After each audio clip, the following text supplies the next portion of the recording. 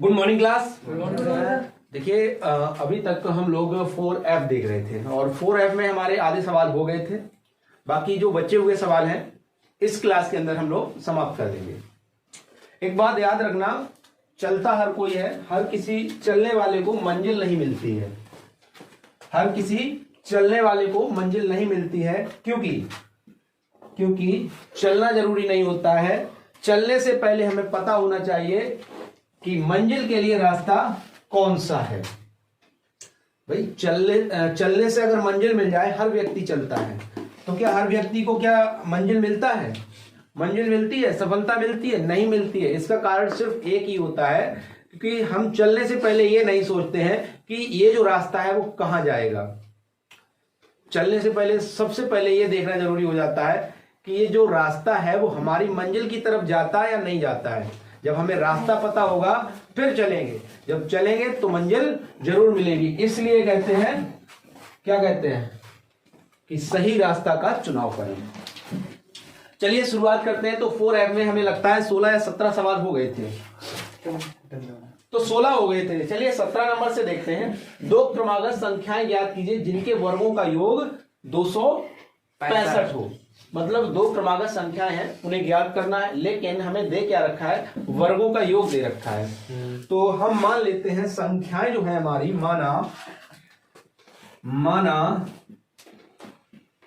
संख्याएं जो है हमारी, संख्याएं जो है, पहली संख्याएं हो जाएगी जो है वो है x, और दूसरी जो संख्या है वो हम मान लेंगे y, क्योंकि दो संख्याएं हमसे पूछी गई हैं तो दो संख्याएं हमें पता होनी चाहिए कौन कौन सी हैं, तो हमने पहले ही मान लिया x और y। ठीक है।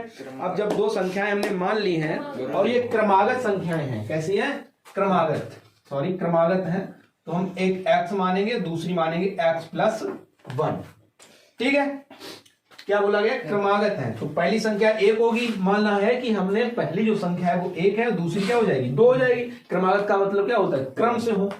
और जिनके वर्गों का योग 265 है तो इनका हम वर्ग करते हैं, x का वर्ग और x+1 का वर्ग, और इनके योग की बात की गई है तो योग बराबर 265।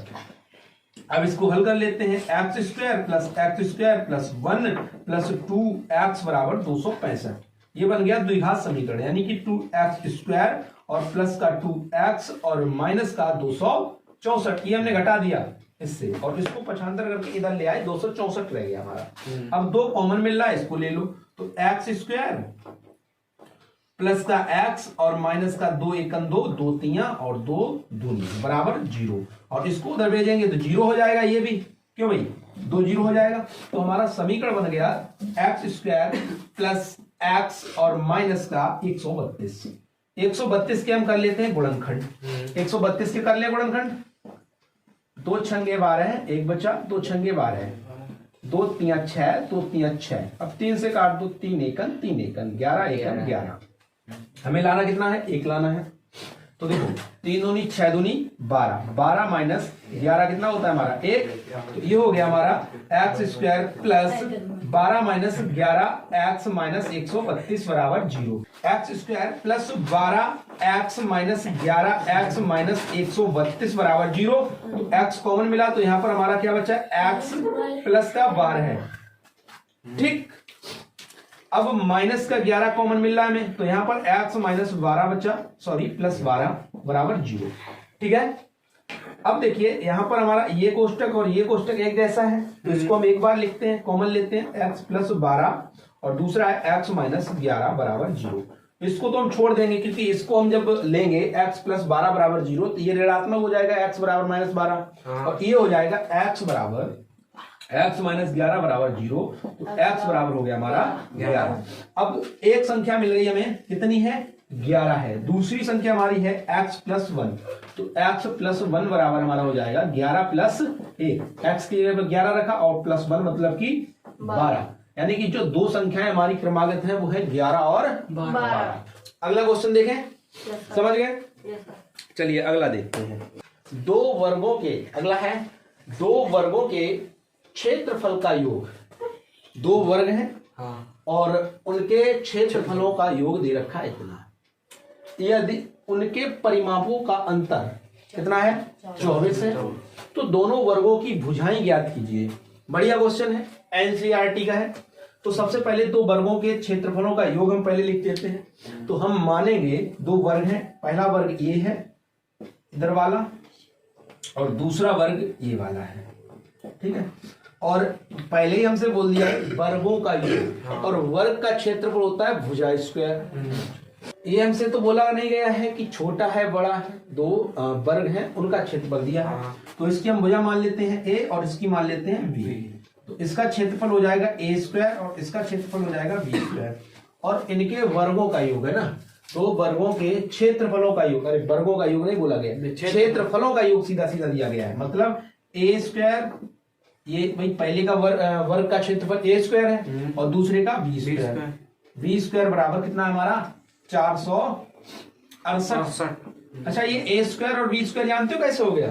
क्योंकि वर्ग का क्षेत्रफल होता है बेटा, वर्ग का क्षेत्रफल बराबर होता है भुजा स्क्वायर, भुजा का स्क्वायर। और भुजा हमारी कितनी है? इसकी ए है और इसकी भुजा क्या हमने मानी? बी। तो भुजा का स्क्वायर करेंगे तो क्या हो जाएगा? ए है ना, ए का स्क्वायर, और दूसरे वाले का क्षेत्रफल क्या हो जाएगा? बी है, तो फिर हो जाएगा बी स्क्वायर, ठीक है। इसलिए हमने ए स्क्वायर और बी स्क्वायर कर दिया। अब बोला गया है या उनके परिमापों का अंतर। अब परिमाप की बात करते हैं। वर्ग का परिमाप होता है, वर्ग का परिमाप होता है 4a, ये होता है 4 गुणे भुजा। अब पहले का हो जाएगा 4a, दूसरे का हो जाएगा, पहले का हुआ 4a और दूसरे का हो गया 4b, और उनका अंतर 24 है। मतलब हमें दिया है 4a माइनस 4b बराबर 24। 4 कॉमन ले लो तो a माइनस b बराबर हमारा क्या हो गया? 24 बटा 4, 4 छंग 24। तो a माइनस b बराबर हमारा कितना हो गया? 6। तो समीकरण 1 ये है हमारे पास, समीकरण 2 ये है हमारे पास। और हमने एक चीज बताई थी, याद करो कि a प्लस बी का होल स्क्वायर और a माइनस बी का होल स्क्वायर का क्या करेंगे हम लोग? जोड़ेंगे, घटाएंगे? घटाते हैं। जब भी घटाते हैं तो हमें प्राप्त होता है क्या? जोड़ते हैं, जोड़ दो, जोड़ेंगे तो हमें प्राप्त होगा A square plus B square plus 2ab, और माइनस नहीं प्लस है यहाँ पर, है ना। तो ए स्क्वायर प्लस बी स्क्वायर और माइनस का 2ab, इससे ये कैंसिल हो गया, ठीक है। अब बेटा यहाँ पर देखो, ये हमारा हो गया 2a square plus 2v square. तो यहाँ से 2 कॉमन मिल जाएगा तो ए स्क्वायर प्लस बी स्क्वायर हो गया हमारा। और इधर हमारा चल रहा है ए प्लस बी का होल स्क्वायर, और इधर चल रहा है ए माइनस बी का होल स्क्वायर, वो भी किसमें है? प्लस में है। थोड़ा समझो, थोड़ा दिमाग लगाना यहाँ पर। तो ये हमें तो पता नहीं है तो इसको हम ऐसे ही रहने देंगे। ये तो हमें पता है ए माइनस बी बराबर 6, तो यहाँ पर हम रख देंगे प्लस का 6 का स्क्वायर। भाई स्क्वायर चढ़ा है तो स्क्वायर लगा दिया, बराबर 2, और इसकी भी वैल्यू हमें दे रखी है शायद, देखो ये दे रखी है 468। तो यहाँ पर गुणा में हम रख देंगे 468। अब देखो a प्लस बी का होल स्क्वायर और बराबर में हमारा हो जाएगा 8 दूनी 16, और ये हो जाएगा 2 छंगे 12, एक हासिल की 13 की 3, हासिल 1, 2 चौकू 8, 1 9, और माइनस का 36। सही है, कोई दिक्कत? तो a प्लस बी का होल स्क्वायर बराबर हमारे पास कितना बचा? 900, और a प्लस बी बराबर हमारा अंडर रूट 900। तो a प्लस बी बराबर हमारा कितना हो गया? 30। समीकरण ये हो गया हमारा। देखो हमने एक इसको माना था, 2 इसको माना था, 3 इसको मान लो, कोई दिक्कत? यहां तक समझ गए? अब आगे हम क्या करेंगे? समीकरण 2 व 3 को जोड़ने पर तो समीकरण 1 हमारा है a माइनस बी बराबर कितना है? 6, और a प्लस बी बराबर हमारा कितना है? 30। तो बेटा यहाँ पर हमारा b से b कैंसिल हो गया, तो 2a बराबर हो गया हमारा कितना? 36। 2a बराबर हमारा हो गया 36। 2 से काट दो, 2 एकन 2 अट्ठे 16, तो a बराबर हमारा आ गया 18। यही a मतलब a क्या पूछा क्या गया था? भुजाएं ज्ञात कीजिए। तो a हमारा क्या था? भुजा थी। तो पहले की भुजा आ गई कितनी? 18। पहले वर्ग की भुजा कितनी है? 18। अब हम a का मान समीकरण 2 में रख दें, 2 में रख देते हैं। 2 हमारा था a plus B, a plus B बराबर 30। तो a की वैल्यू हमने निकाली है 18 प्लस b बराबर 30। तो b बराबर 30 माइनस 18 यानी कि b बराबर हमारा कितना हो गया 12 है। तो हम कह सकते हैं क्या कि पहले वाला जो हमने वर्ग माना था उसकी भुजा है 18 और दूसरा जो वर्ग है हमारा उसकी भुजा हमारी कितनी है 12 है। समझ गए सवाल। देखो यहाँ पर घटाते तो कितना बचता हमारे पास 4ab। कभी कभी हमें घटाने वाले जो घटाना होता है उसका भी इस्तेमाल करना होता है। पिछले हमने क्वेश्चन में एक में देखा था वहां पे घटाना पड़ा था हमें, लेकिन यहाँ पर हमें जोड़ना पड़ा। क्यों जोड़ा हमने? क्योंकि हमारे पास a square plus B square की वैल्यू थी पहले से ही, किधर है a रही। और लेकिन वहां जब दूसरा सवाल हमने एक बार लगाया था तो वहां पर वैल्यू थी ab की वैल्यू थी, मतलब गुणनफल दे रखा था, इसलिए यहाँ पर हमने जोड़ा है। वहां पे इसी वजह से घटाया था क्योंकि 4ab हमें प्राप्त होता है और ab की वैल्यू हमें वहां पर दी गई थी। ठीक है, समझ गए ये सवाल? समझ गए? आगे क्वेश्चन की तरफ पढ़े। ठीक है, अगला देखते हैं। क्वेश्चन नंबर 19 एक क्लास टेस्ट में सैफाली है, ठीक है, लड़का भी हो सकता है सैफाली, जिसने क्या किया है गणित और अंग्रेजी में प्राप्त किए गए अंकों का योग 30 है। मान लेते हैं उसने जो है माना गणित में जो अंक प्राप्त किए थे वो है x और क्या अंग्रेजी का दिया है ना, अंग्रेजी में उसने जो अंक प्राप्त किए हैं वो है y और उसके जो अंक प्राप्त हुए हैं गणित में है x और अंग्रेजी में है y। तो टोटल का योग है हमारे पास कितना 30। ठीक है, समझ गए इतनी बात? इसको मान लेंगे समीकरण ए। यदि उनके गणित में 2 अंक और अधिक होते हैं, गणित ये है तो x प्लस 2 और अंग्रेजी में 3 अंक प्रश्नानुसार यहां पर लिख सकते हो प्रश्नानुसार। अब अंग्रेजी में 3 अंक कम होते तो y माइनस 3 कम मिले होते तो उनके अंकों का गुणनफल, मतलब ये अंक ये है और ये अंक है और उनका गुणनफल हमें कितना दिया गया है 210। इसको हल कर लेते हैं x प्लस 2 और y माइनस 3 बराबर 210। तो ये हो जाएगा xy और माइनस का 3x प्लस का 2y माइनस का 6 बराबर 210 गुणा कर दिया हमने। अब बेटा देखो x y और यहां पर हमारा है 3x और प्लस 2y बराबर 210 से 6 जोड़ देंगे तो कितना हो जाएगा 216। अब हम इसमें क्या और कर सकते हैं?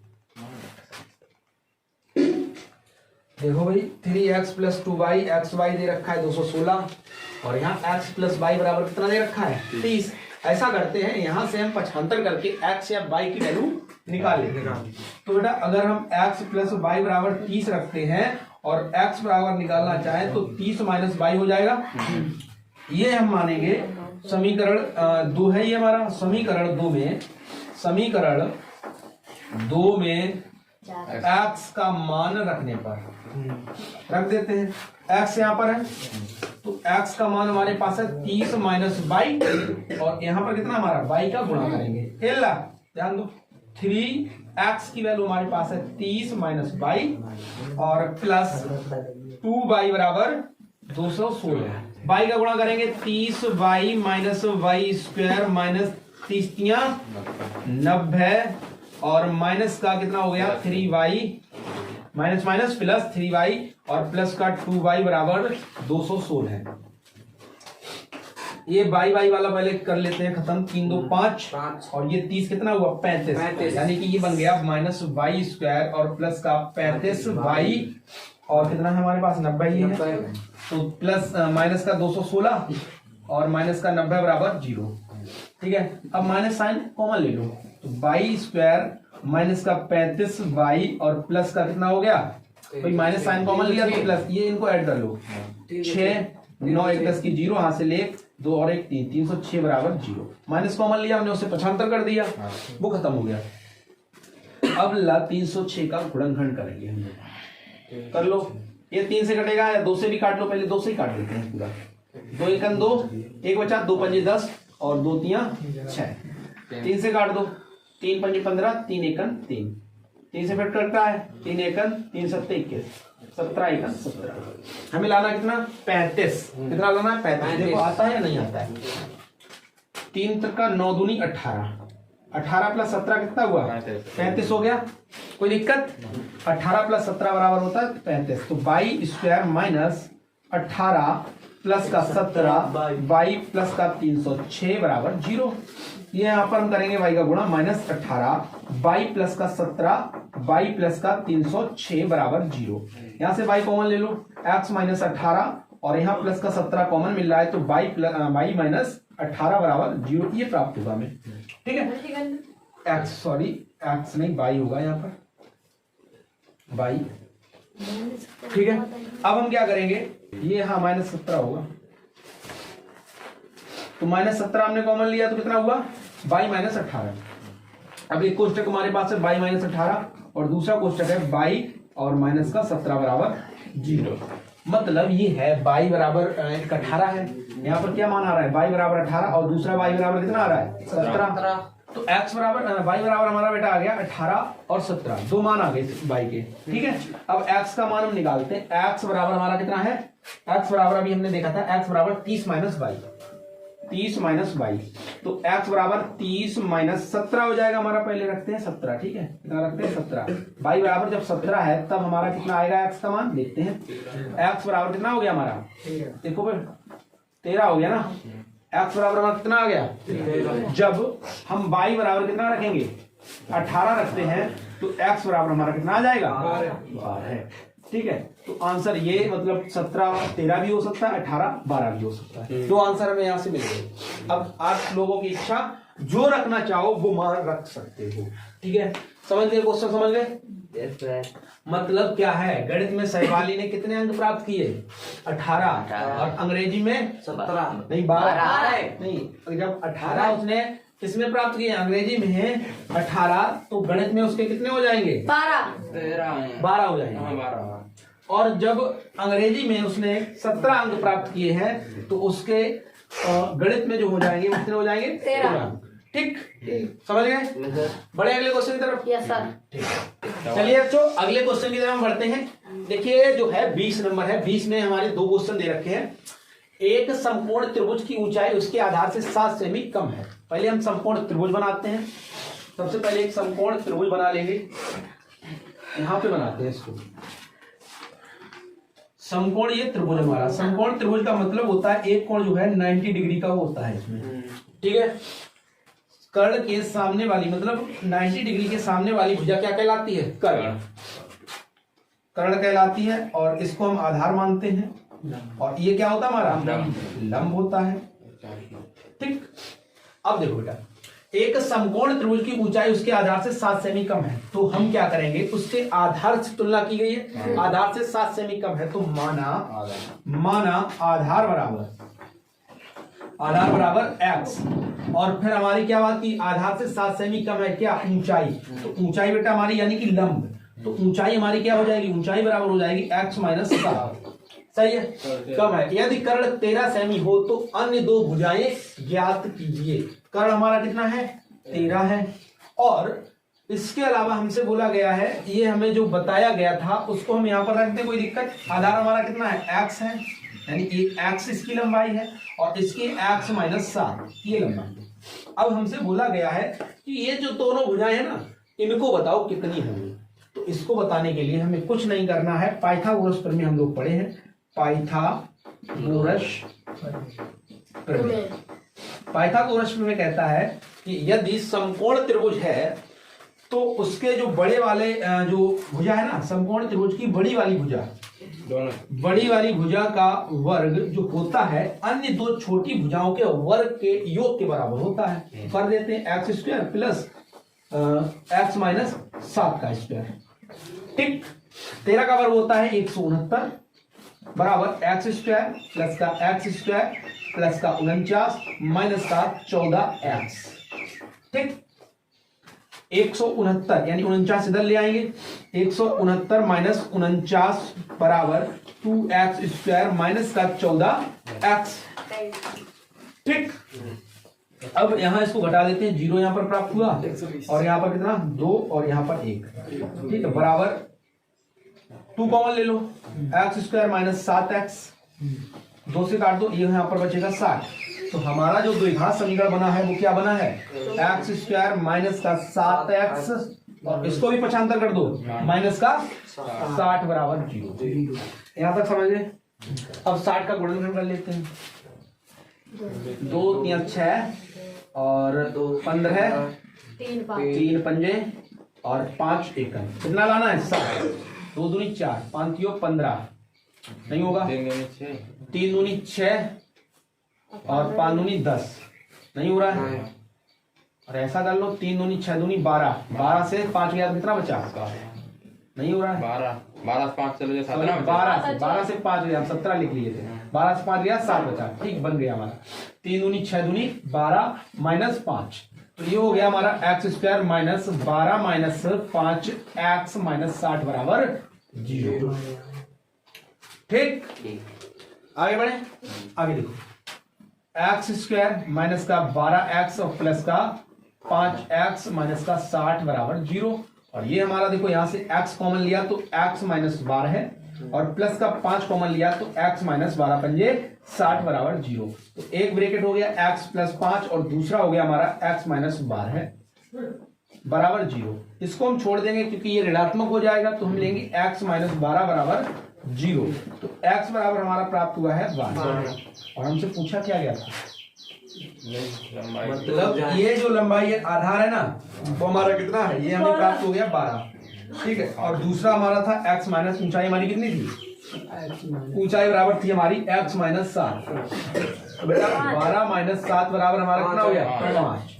तो क्या हो गया, ये हमारी 5 प्राप्त हो गई। ये हमारी कितनी है 5, यानी ये वाली जो लंबाई है ना ऊंचाई वो कितनी है 5 और आधार कितना है 12 और 13, ये है कर।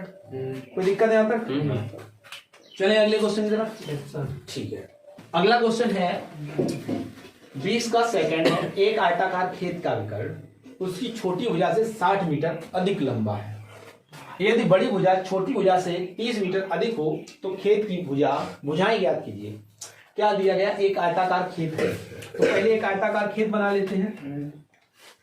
ये बेटा हमारा हो गया आयताकार खेत, आयत और उसमें एक विकर्ण है, विकर्ण की भी चर्चा की गई है ना। ये आयत थोड़ा भुजाएं इधर उधर हो सकती हैं। तो एक आयताकार खेत का विकर्ण, उसकी छोटी भुजा भी चौड़ाई होगी, तो चौड़ाई हम मान लेते हैं, चौड़ाई बराबर माना चौड़ाई बराबर हमारा है x।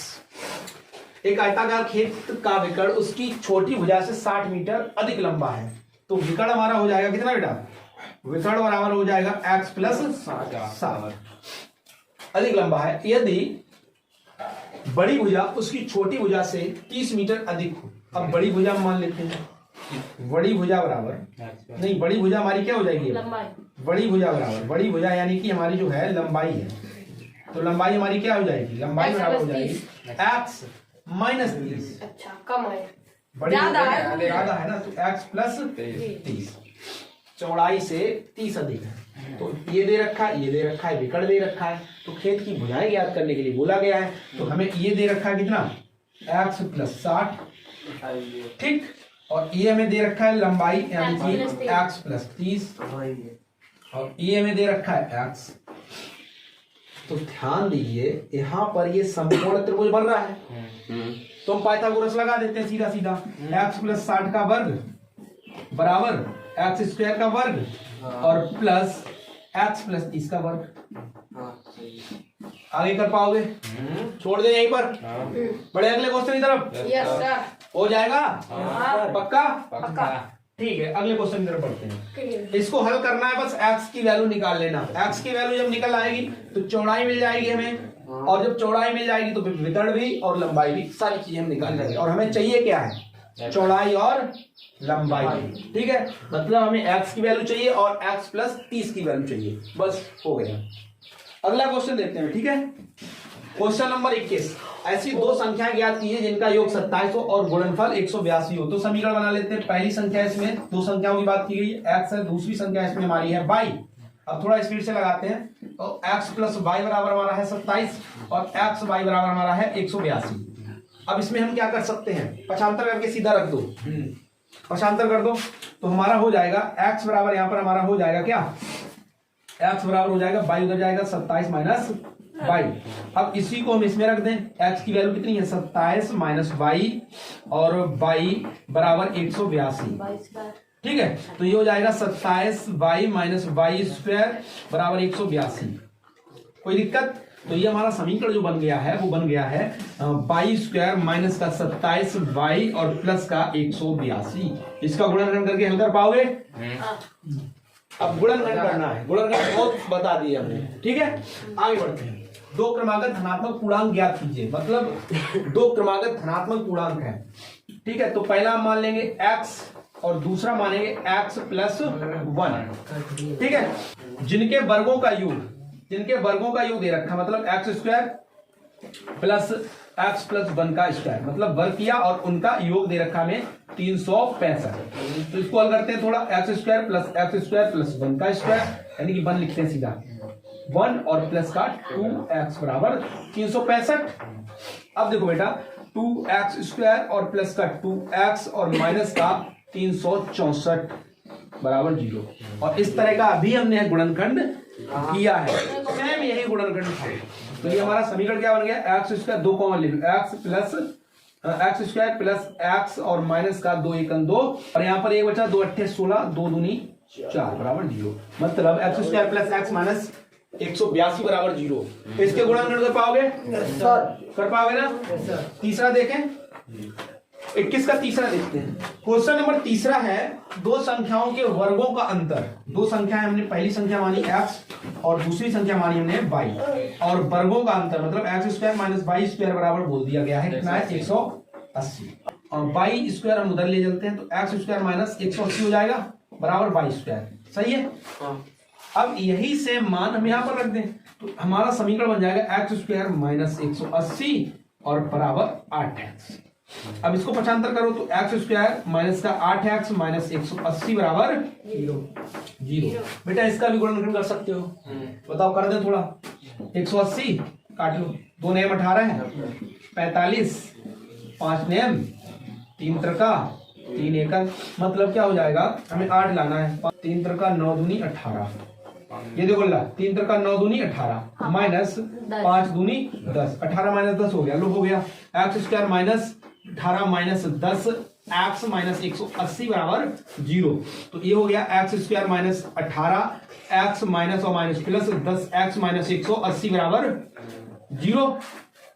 ठीक है, आगे कर लोगे? आगे 2 जाएगा ना, अरे एक्स कॉमन ले लो भाई, 2 कर देते हैं। एक्स माइनस 18 और प्लस का यहाँ पर 10 कॉमन मिल रहा है तो यहाँ हो जाएगा x माइनस 18 बराबर 0, यानी कि x की वैल्यू कितनी आ गई, 18 आ गई। x की वैल्यू आ गई 18 यहाँ पर रख दो, 18 8 144, यानी 22 स्क्वायर बराबर 18, मतलब 8 गुणे 18, तो 22 बराबर क्या हो जाएगा, अंडर रूट 8 गुणे 18, यानी कि अंडर रूट 144, यानी कि 12 का वर्ग होता है। y का वैल्यू कितना है, y का वैल्यू है 12।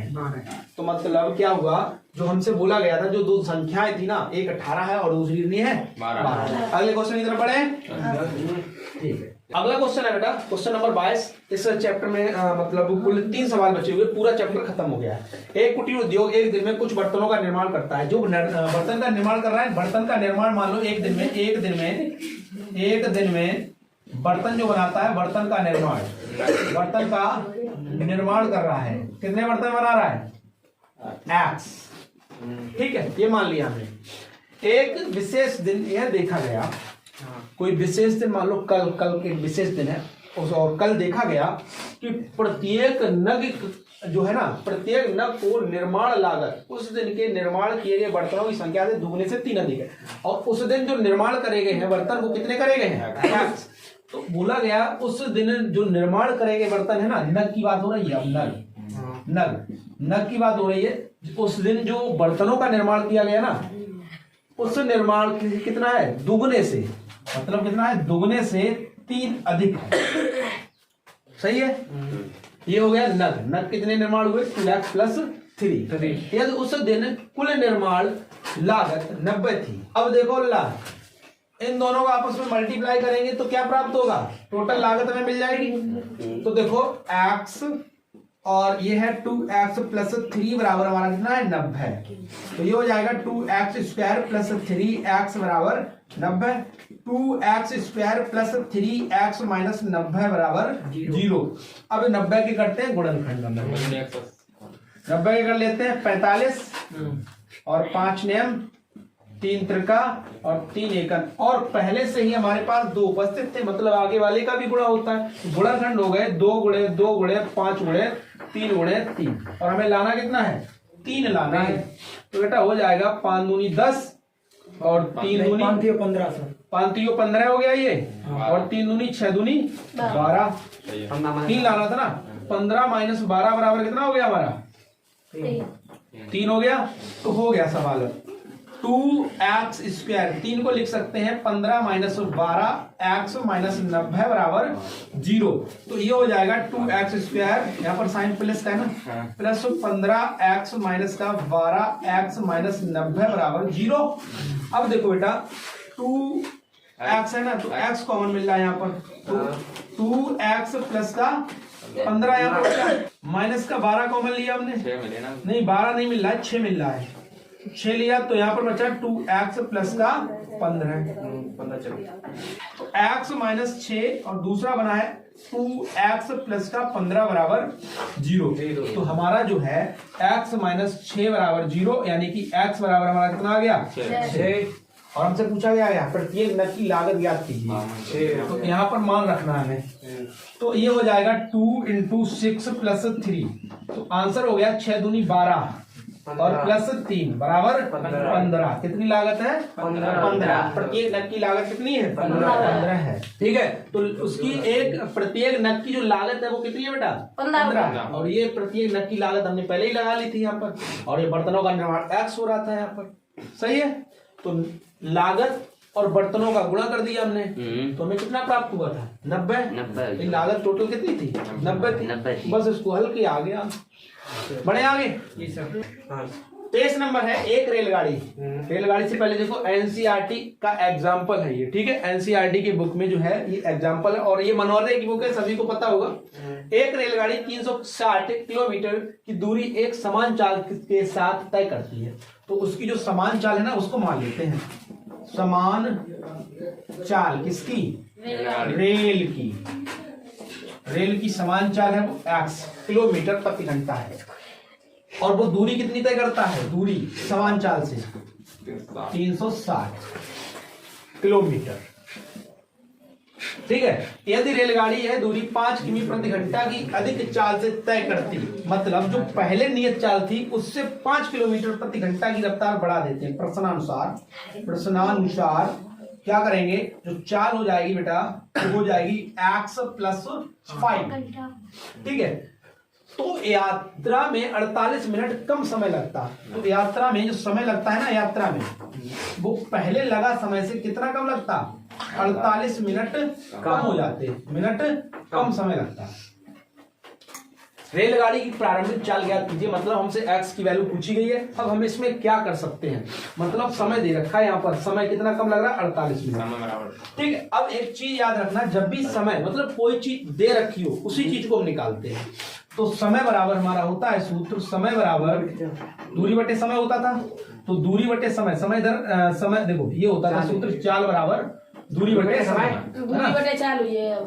अब सूत्र हमारा क्या हो जाएगा, ये इधर आ जाएगा, इधर चला जाएगा, ठीक है। तो समय बराबर क्या हो जाएगा, दूरी बटे चाल। तो दूरी बटे चाल, पहले हमारे पास दूरी कितनी थी 360, पहली स्थिति है ये 360 बटे, और चाल कितनी है x। तो पहला ये बन गया 360 बटे x। दूसरा क्या था 48 मिनट कम लग रहे हैं अब इसका, ठीक है। तो समय बराबर 360, 360 दूरी तो वही रहेगी ना, स्पीड इस बार बढ़ा दी कितनी x प्लस 5, ठीक। तो समय कितना लग रहा है 360 बटे x प्लस 5। इन दोनों का अंतर ही तो दिया है 48 मिनट का, ठीक है। इसको घंटा बना लो, तो ये 48 बटे 60, तो काट दो भैया, किससे कट रहा है 12 चौक 48, 12 पंजे 60, मतलब 4/5 घंटा। अब इसको हम क्या कर देंगे बड़ा कौन सा है? ये है, ये है, ऊपर ये वाला है ना? हाँ। इसको हम क्या करेंगे, इन दोनों को आपस में घटा देंगे, 360 बटे एक्स और माइनस 360 बटे एक्स प्लस 5 बराबर कितना है हमारा? 4 बटे 5। ठीक है, अब इसको करना है हमें हल। कर लेते हैं इसको हल। इस क्वेश्चन को हटा देते हैं थोड़ा साइड पे, जगह मिल जाएगी हमें। अब जगह मिल गई हमें काफी, अब आराम से लगा सकते हैं, कोई दिक्कत नहीं। तो इसको हल करते हैं, इसका एलसीएम लेते हैं बेटा। तो एलसीएम आएगा एक्स प्लस 5। एक्स से एक्स खत्म हुआ तो एक्स प्लस, यानी 360 का जो गुणा होगा वो किससे होगा? एक्स प्लस 5 से। और यहाँ पर साइन का है माइनस का, 360 पहले से ही है तो 360 लिख दिया हमने। अब यहाँ पर हमारा एक्स प्लस खत्म हो जाएगा तो एक्स आ जाएगा। अब एक काम करते हैं, इधर कितना है? 4 बटे 5। अच्छा ये बताओ, गुणा कर दे, सही रहेगा? देखो ला 360 एक्स प्लस 5 का गुणा करो 0, 5 का 30, हासिल 3 और 5 की 15, 16 17 18, यानी कि 1800।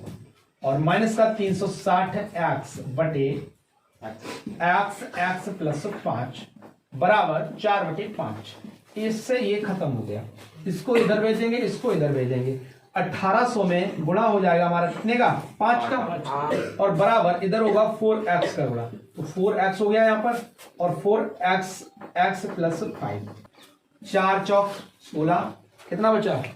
2 बचा, 4 पंजे 20, यानी कि 450 में 5 का कर दो, 5 पंजे 25, 25 यहाँ पर बचा 2, और 5 चौको 20 और 2 22, यानी कि 2250 बराबर हमारा बचा है एक्स स्क्वायर प्लस का 5x। अब इसको हम पक्षांतर करेंगे तो ये हो जाएगा x square plus 5x minus 2250 बराबर 0। चाहे इसमें सीधी धारा 4 लगाओ, चाहे फिर गुणनखंड लगाओ, आंसर हमारा आ जाएगा। ठीक है, आंसर हमें लाना क्या है? एक्स की वैल्यू निकालनी है। एक्स की वैल्यू निकालनी है तो 2250 के कर दो फटाफट गुणनखंड। 2 एकन 2 एकन 2 दूनी 2 पंजे, फिर काटो इसको, 5 से कटेगा। अब ये 5 दूनी 10, एक बच्चा, 5 दूनी 10, 5 पंजे 25, फिर 2 से 5 से काट दो, 5 चौकू और पचम 25, 5 नेम 45, 3 त्रिके और 3 एकन। अब कितना लाना हमें? 5 लाना है यहाँ पर। तो हम क्या करेंगे, 5 दूनी 10, 10 पंजे 50, इसको 50 कर देते हैं। 5 तियो 15 और 15 तियो 45, 50 माइनस 45 बराबर हमारा कितना हो गया? 5 हो गया। तो एक्स स्क्वायर प्लस का 5 की जगह पे हम लिख देंगे 50 और माइनस का 45, एक्स माइनस 2250 बराबर 0। सही है, समझ गए यहाँ तक? आगे देखो, एक्स स्क्वायर प्लस का 50, एक्स माइनस का 45, एक्स माइनस का 2250 बराबर 0। एक्स कॉमन लेंगे तो एक्स प्लस का 50 होगा यहाँ पर, माइनस का 45 कॉमन होगा तो एक्स और प्लस का 50 बचेगा यहाँ बराबर 0। तो एक्स माइनस 45 एक ब्रैकेट हो गया और दूसरा हो गया एक्स प्लस 50 बराबर 0। इसको हम छोड़ देंगे क्योंकि ये ऋणात्मक हो जाएगा, तो x माइनस 45 बराबर हमारा कितना हो गया? 0। तो x बराबर हमारा आंसर आ गया 45 किलोमीटर प्रति घंटा। ठीक है, कितना हो गया? 45 किलोमीटर प्रति घंटा। जो हमें से पूछा गया था, क्या पूछा गया था? प्रारंभिक चाल पूछी गई थी। तो प्रारंभिक चाल थी हमारी x थी, x की वैल्यू हमने निकाल दी है, कितना आ गया? 45 किलोमीटर प्रति घंटा के हिसाब से प्रारंभ में चल रहा था। चलिए क्वेश्चन नंबर 24, लास्ट क्वेश्चन है। यदि जेवा अपनी वास्तविक आय से 5 वर्ष छोटी है, आयु है, हम समझे आय है, तो यदि जेवा अपनी वास्तविक आयु से 5 वर्ष छोटी होती तो हम जेवा की आयु मान लेते हैं। जेवा की वर्तमान आयु एक्स मान लें, लेकिन प्रश्न में बोला गया है कि 5 वर्ष छोटी होती, तो x माइनस 5, ठीक है, वर्ष छोटी होती तो उसकी आयु वर्षों में का वर्ग, मतलब इसका वर्ग उसकी वास्तविक आयु के 5 गुने से 11 वर्ष अधिक होता। मतलब वास्तविक आयु हमने क्या मानी थी? x। तो मतलब x के 5 गुने से क्या होता? 11 अधिक होता। उसकी वर्तमान आयु क्या होगी? बस हो गया। एक्स स्क्वायर प्लस 25 माइनस का 10 एक्स बराबर 5x प्लस का 11। इसको पक्षांतर करते हैं, एक्स स्क्वायर प्लस का 25 ऐसा करते हैं, माइनस का 10x पहले लिख लेते हैं, 10x माइनस का 5x और इधर है प्लस का 25 और माइनस का 11 बराबर 0। सही है, पक्षांतर कर दिया इसको हमने। तो ये हमारा बचा एक्स स्क्वायर और माइनस का 15x और प्लस का हमारा कितना हो गया, अरे 4 और 1 बराबर 0, 14। अब 14 को हम लिख सकते हैं 14 गुणे 1 यानी कि 14 प्लस 1 बराबर हमारा होता है 15। गुणनखंड जो होते हैं उन्हीं को तो हम सेट करते हैं। तो ये हो गया एक्स स्क्वायर, तो इसका मतलब इसकी उम्र कितनी है, 14 साल होगी, 14 होगी साल 14 प्लस 1 एक्स प्लस 14 बराबर 0। तो ये हो गया x square minus 14 x plus का माइनस का हो जाएगा ना, प्लस और माइनस माइनस एक्स प्लस का 14 बराबर 0।